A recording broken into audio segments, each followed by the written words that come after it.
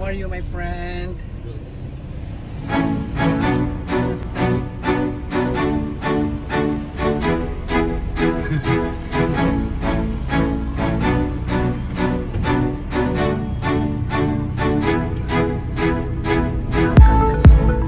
Yes, Pandora. Ngayon ay umagang kay ganda dito sa Riyadh, Saudi Arabia. At nakasakay nga pala ako ngayon sa isang taxi kung saan dito kami dumaan sa isang maliit na iskinita, maliit na street sa Riyadh, Saudi Arabia, kung saan itong lugar na ito ay madalas halos mga foreigner ang nakatira. May mga Pakistani, Indiano, Bangladesh, Nepalese, kukunti at ilan lang ang mga Pilipino. Time check nga pala 6:30 ng umaga Saudi time, kaya iilan lang ang mapapansin ninyong mga naglalakad-lakad sa kalsada. At napapansin din namin ganitong oras ay mag-umpisa pa lamang magbubukas ang ilang mga establishmento dito sa lugar na ito. Pupunta nga pala ako ngayon sa Al Batha, Riyadh. Ang Al Batha, sa mga nauna kong content at mga vlogs, ito ang madalas kong location. Dahil ang Al Batha ay maituring natin na sa Pilipinas yung Divisoria, Baclaran, Quiapo, Balintawak, yung mga lugar kung saan may mga bilihan at mga mumurahing bilihan na gamit. At kilalang lugar din ang Al Batha, Riyadh, Saudi Arabia sa mga kapwa at babaeng Pilipino.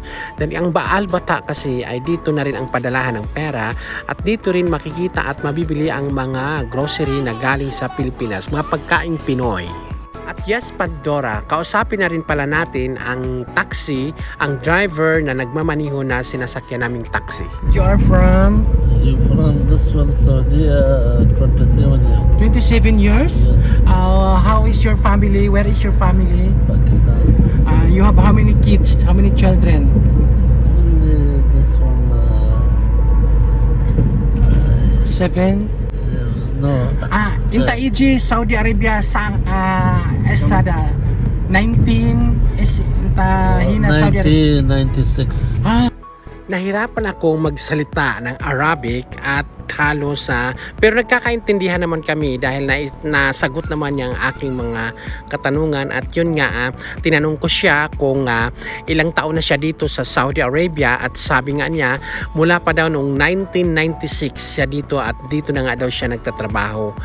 At yun nga, yung mga anak niya ay nasa lugar nila sa Pakistan.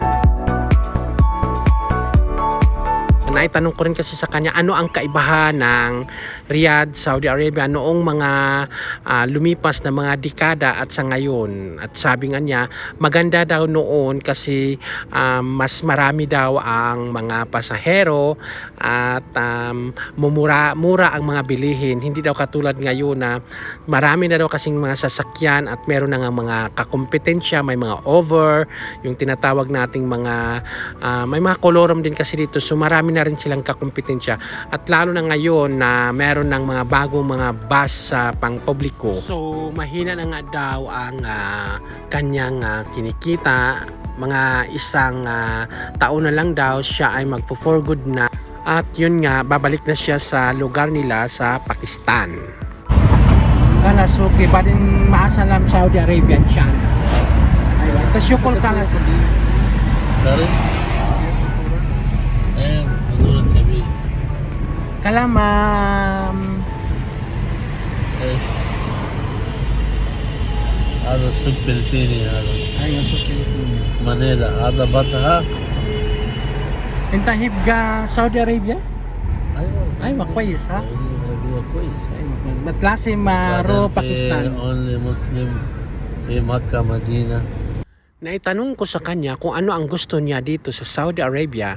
Ang sagot niya, bilang isang Muslim, isang malaking karangalan para sa amin ang makapunta sa banal na lugar, ang Makkah at ang Madina.